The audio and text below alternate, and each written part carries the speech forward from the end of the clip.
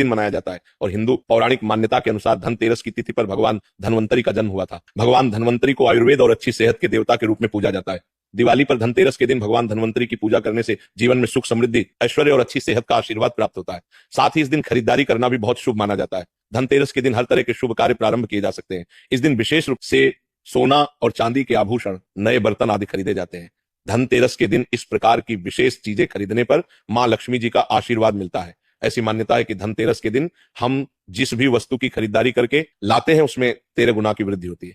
इसलिए आपको ध्यान रखना है कि कोई भी ऐसी गलती ना करें, ऐसी वस्तु खरीद कर ना लाएं जिससे कि अशुभता आ जाए। तो धनतेरस के दिन ये चीज कौन सी है, खासकर हम आज के प्रवचन में आपको बताएंगे कि आपको इन 13 विशेष चीजों में से आपको कुछ ना कुछ वस्तुएं खरीदनी ही चाहिए। अगर आप इन सभी 13 वस्तुएं ना खरीद पाए तो इनमें से जो भी आपकी सामर्थ्य हो वह वस्तु आप घर पर खरीद कर ला सकते हैं। धनतेरस के दिन मां लक्ष्मी जी, कुबेर देवता और धन्वंतरी भगवान की पूजा करने से घर हमेशा धन, धान्य, सुख, सुविधा और वैभव से भरा रहता है। धनतेरस के दिन जो लोग सोने चांदी से बने हुए आभूषण या सोना चांदी ना खरीद पाए, उन्हें भी इस दिन कुछ चीज अवश्य ही खरीदनी चाहिए। सबसे पहली वस्तु है नई झाड़ू। धनतेरस के दिन नई झाड़ू खरीदना बहुत शुभ माना जाता है। झाड़ू को मां लक्ष्मी जी का प्रतीक माना जाता है और ऐसा माना जाता है कि नई झाड़ू से धनतेरस के दिन पहले पूजा करके फिर उसका प्रयोग करने से घर की सारी नकारात्मक ऊर्जा दूर हो जाती है और घर में सुख, समृद्धि का वास हो जाता है। अगर हो सके, सामर्थ्य हो तो धनतेरस के दिन एक झाड़ू का गुप्त दान करना चाहिए। इसे आप मंदिर में किसी चौराहे पर या ऐसी जगह पर जहां से कोई भी जरूरतमंद व्यक्ति इस झाड़ू को उठाकर ले जाए, वहां पर आपको रख देना चाहिए। दूसरी वस्तु है साबुत धनिया। धनतेरस के दिन आप कुछ लेकर आए या ना आए, साबुत धनिया तो हर कोई ला सकता है। साबुत धनिया लाकर दिवाली के दिन उसे पूजा करने के बाद अपने ही घर में क्यारी में या गमले में डालना चाहिए और ऐसा करने से कहा जाता है कि घर में आपके जो भी धन है, जो भी आए हैं, उसमें बरकत होने लगती है। अगर आए दिन अनावश्यक रूप से खर्चे होते हो तो उसमें भी रोक लग जाती है। इस दिन नमक भी खरीद कर लानी चाहिए। नमक अगर आप डली वाला लाते हैं तो और भी शुभ है, लेकिन आजकल डली वाला नमक मिलना हर जगह मुमकिन नहीं होता है। तो आप जो भी नमक आपको मिल पता हो, नमक आप इस दिन घर पर लेकर आए। धनतेरस से लेकर दीपावली के अगले दिन गोवर्धन और भाई दूज तक आप इसी नमक का प्रयोग करें और इन 5 दिनों तक लगातार आपको नमक का पोछा भी घर में लगाना चाहिए। ऐसा करने से एक तो दरिद्रता दूर हो जाती है और घर से नकारात्मक ऊर्जा भी दूर हो जाती है। चौथी वस्तु जो आपको घर पर लानी चाहिए वो है गोमती चक्र। कहते हैं कि जिस घर में गोमती चक्र होता है वहां सुख, सौभाग्य और समृद्धि की वृद्धि होती है। गोमती चक्र घर पर रखने से वास्तु दोष भी दूर हो जाता है और अगर घर परिवार में किसी भी सदस्य में आत्मविश्वास की कमी हो तो धनतेरस के दिन गोमती चक्र लाकर उनके हाथ से पूजा करवाकर फिर बाद में आपको इन गोमती चक्र को अपने मंदिर में या फिर धन रखने के स्थान पर आपको रख देना चाहिए। ऐसा करने से जो भी संबंधित परेशानी है वो दूर हो जाती है। आपको ये सारी वस्तुएं मार्केट में, पूजा वाली दुकान में बहुत आसानी से मिल जाएंगी। 5वीं वास्तु है कौड़ियां।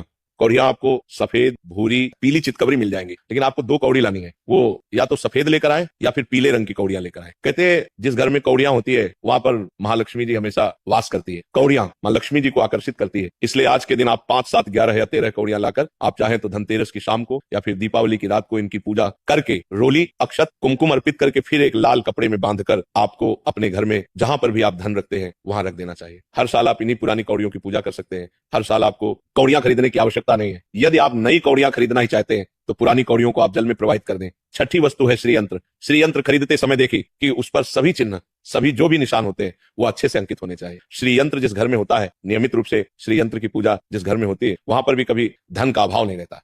श्री यंत्र की उत्पत्ति को लेकर धार्मिक पुराणों में उल्लेख मिलता है कि एक बार महालक्ष्मी जी अप्रसन्न होकर पृथ्वी से बैकुंठ लोक चली गई। माता के रुष्ट हो जाने से धरती पर बहुत सारी समस्याएं प्रकट हो गई। ब्राह्मण और महाजन बिना लक्ष्मी जी के निधन हो गए। तब ब्राह्मणों में श्रेष्ठ वशिष्ठ मुनि ने निश्चय किया कि मैं लक्ष्मी जी को प्रसन्न कर पृथ्वी पर वापस ले आऊंगा।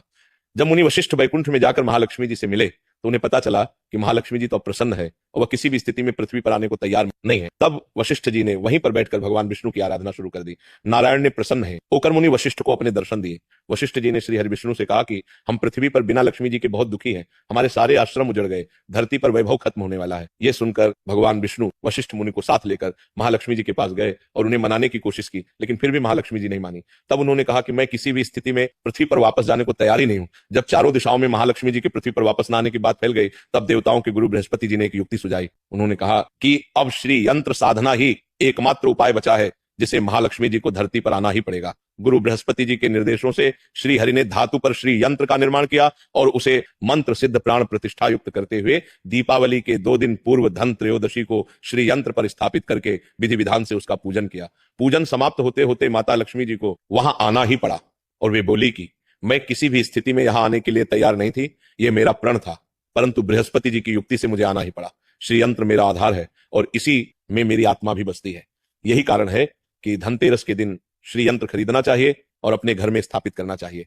सातवीं वस्तु है सातमुखी रुद्राक्ष की माला या फिर सातमुखी रुद्राक्ष। अगर आप धनतेरस के दिन सातमुखी रुद्राक्ष को घर पर लाते हैं और फिर उसकी विधि विधान से पूजा करते हैं, या भगवान शिव की पूजा में आप इस रुद्राक्ष को प्रयोग करते हैं, किसी भी मंत्र का जाप करते हैं, तो उससे भी आपके घर में कभी परेशानी नहीं आती। किसी प्रकार का कोई अकाल मृत्यु का भय नहीं रहता, क्योंकि दीपावली दीपों का त्योहार होता है और इस दिन अपने घर में सामर्थ्य के अनुसार दीपक जलाए जाते हैं। धनतेरस के दिन भी दीप जलाने चाहिए। अगर आप चाहते हैं आपके घर में साक्षात महालक्ष्मी जी का वास सदा बना रहे, पूरे वर्ष भर आपके घर में धन की कोई कमी ना रहे, आपको कभी कर्ज लेने की नौबत ना आए, तो ऐसे में धनतेरस की शाम को आप 13 दीपक घर के अंदर और 13 दीपक घर के बाहर जलाएं। ऐसा करने से महालक्ष्मी जी का आशीर्वाद प्राप्त होता है। और धनतेरस के दिन आठवीं जो वस्तु है वह आपको मिट्टी के दीपक जरूर खरीद कर लाने चाहिए। मिट्टी के दीपक आप अपने सामर्थ्य के अनुसार खरीद कर लाने चाहिए। अगर हो सके तो किसी जरूरतमंद को, जहां पर धन का भाव हो, ऐसे घर में आप मिट्टी के दीपक का तेल सहित और बाती सहित रुई सहित दान भी कर सकते हैं। नवी वस्तु जो आपको खरीद कर लानी चाहिए वो है लक्ष्मी जी और गणेश जी की मूर्ति। वैसे तो मिट्टी की मूर्ति ही घर पर लाना शुभ होता है, लेकिन यदि आप मिट्टी की मूर्ति लाना चाहे तो धातु की मूर्ति, जैसे कि आप चांदी की, सोनी की या पीतल की मूर्ति भी घर पर ला सकते हैं। अगर आपके पास पहले से ही मूर्तियां हैं तो आप जरूरी नहीं है कि हर दीपावली पर मूर्ति खरीदें। धातु की मूर्ति यदि है तो हर साल आप मूर्ति ना खरीदें, लेकिन मिट्टी की मूर्ति है तो उनका विसर्जन कर आपको धनतेरस के दिन नई मूर्तियां लाकर उनकी पूजा विधि विधान से करनी चाहिए। धनतेरस के दिन खरीदी गई नई मूर्तियों की पूजा आपको दीपावली की शाम को करनी चाहिए। धनतेरस के दिन आप भगवान गणेश और मां लक्ष्मी जी की जो मूर्ति खरीदें, वह खरीदते समय ये ध्यान रखिए कि दोनों मूर्ति अलग अलग होनी चाहिए और दोनों ही मूर्ति में भगवान गणेश और लक्ष्मी जी बैठी हुई मुद्रा में हो, खड़ी हुई मुद्रा में लाई गई। जो मूर्तियां होती हैं वह उग्र स्वभाव की और चंचल मानी जाती है। अगर आप खड़ी मुद्रा वाली मूर्तियां लेकर आते हैं तो ऐसे में धन का भाव पक्के घर में लगातार बना रह सकता है। और आपको ध्यान रखना है कि जो मूर्तियां आप लेकर आए वह कहीं से भी खंडित ना हो, टूटी हुई ना हो। गणेश जी की प्रतिमा खरीदते समय ध्यान रखें कि उनकी जो सूंड है वह बाईं तरफ मुड़ी हुई हो और उनका वाहन मूषक भी उस मूर्ति में जरूर बना हो। और भगवान गणेश के एक हाथ में लड्डू या मोदक भी होना चाहिए। और महालक्ष्मी जी की जो मूर्ति है वह कमल के फूल पर विराजित होनी चाहिए और उनके हाथ में सिक्के हों या फिर सिक्के गिरने वाली अवस्था में हो। ऐसी मूर्तियां घर पर लाना बहुत शुभ होता है। बहुत से लोग आज के दिन उल्लू पर विराजमान मूर्ति या फिर तस्वीर घर पर लेकर आते हैं, लेकिन आपको हाथी या फिर कमल के फूल पर विराजमान लक्ष्मी जी की मूर्ति या तस्वीर ही घर पर लानी चाहिए। कभी भी प्लास्टिक ऑफ पेरिस, जिसे पोप कहते हैं, प्लास्टिक की मूर्तियां इस दिन नहीं खरीदनी चाहिए और ना ही पूजा में उनका प्रयोग करना चाहिए। आप केवल मिट्टी के या फिर धातु की मूर्ति ही लेकर आए। अष्ट धातु की मूर्ति भी आप ला सकते हैं।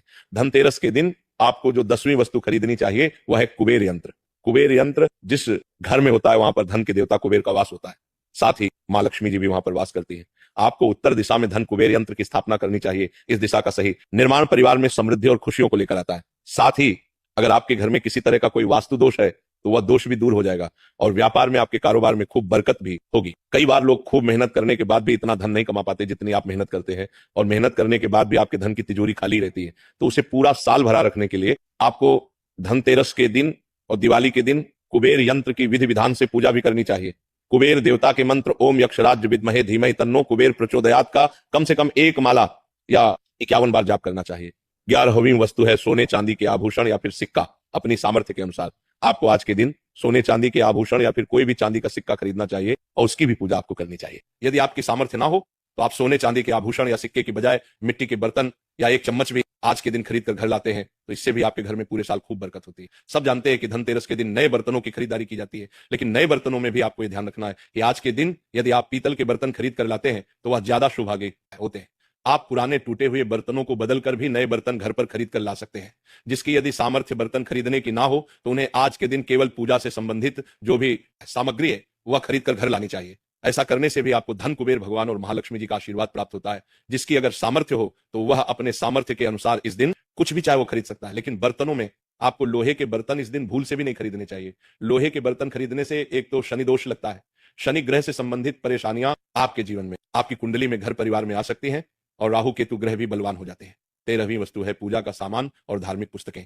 अगर आप अब तक बताई गई सभी 12 वस्तुएं खरीदने में असमर्थ हैं तो आज के दिन यदि आप अपने घर में पूजा से संबंधित कोई भी वस्तु खरीद कर लाते हैं, जैसे कि मिट्टी के दिए वगैरह कुछ भी लेकर आते हैं, तो इससे भी आपको धनतेरस के दिन की गई पूजा का पुण्य अवश्य ही प्राप्त होता है। अगर आपको पूजा से संबंधित कोई सामान लाना है, जैसे कि रोली, अक्षत, कुमकुम, कलावा या फिर कोई भी सामान, लौंग, इलायची, पान, सुपारी, बताशा, तो वो भी आप खरीद कर ला सकते हैं। इसके अलावा आप धार्मिक पुस्तकों में, जैसे कि व्रत कथाएं हैं या फिर पूरे हफ्ते पढ़ने वाले जो व्रत त्योहार हैं, आरती की किताब है, और अगर आप पढ़ते हो तो आप पुराण भी अपने घर पर ला सकते हैं, और पुराण घर पर लाने के बाद जब भी आपको समय हो तो खुद भी पढ़ना चाहिए और दूसरों को भी पढ़कर सुनाना चाहिए। ये आपको समय, सारी वस्तुएं, यदि आप इनमें से कुछ भी या सारी वस्तुएं भी खरीद कर लाते हैं तो उससे कहा जाता है कि आपके घर में पूरे वर्ष महालक्ष्मी जी की कृपा बनी रहती है। घर में कभी भी आपको कर्ज लेने की स्थिति नहीं आएगी। आप जितना भी कमाएंगे उसमें आपको 13 गुना की वृद्धि मिलेगी। अगर आज के प्रवचन में दी गई जानकारी आपको पसंद आए और रोज ऐसे ही प्रवचन